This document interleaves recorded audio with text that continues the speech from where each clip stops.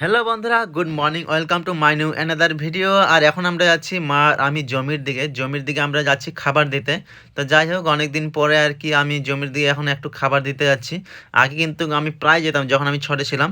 আর এখন কিন্তু অনেক দিন পর আমি মানে জমিতে খাবার দিতে যাচ্ছি। যাই হোক, হালকা করে তো আমি কাজ করতে যাই জমির দিকে, তোমরা দেখেছো।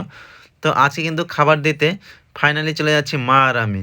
তো ফাইনালি পৌঁছে ওই যে এগুলো নিয়েছি, এগুলো হচ্ছে কলা ভাজা, আলু সিদ্ধ, আর ওই যে এই ধানগুলো আমাদের কাটা হচ্ছে। যাই হোক, বেশি জমি নাই।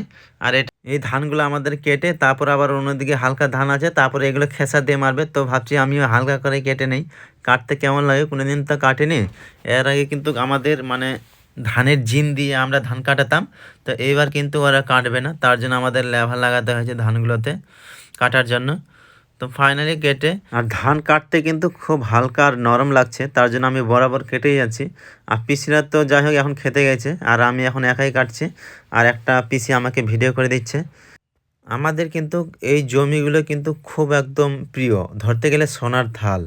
এগুলো আমাদের না খুব ভালো ধান হয়, এমনকি শস্য, এমনকি অন্য কিছু। আমার কাকু, এমনকি আমার পিসি, আমার বাবারাও কিন্তু ধান কাটছে। তো আমি ধান কেটে খাবার দিয়ে তাড়াতাড়ি বাড়ি চলে আসলাম, কারণ আবার বাড়িতে আমাকে ডাকছে। বাড়িতে মানে কেউই নাই, সবাই জমিতে কাজ করতে চলে গেছে। তো বাড়িটা তো দেখতে হবে, কেউ যদি বাড়িতে ঢুকে যায়। তার জন্য আমি বাড়ি চলে আসলাম। তো দেখা হচ্ছে আবার।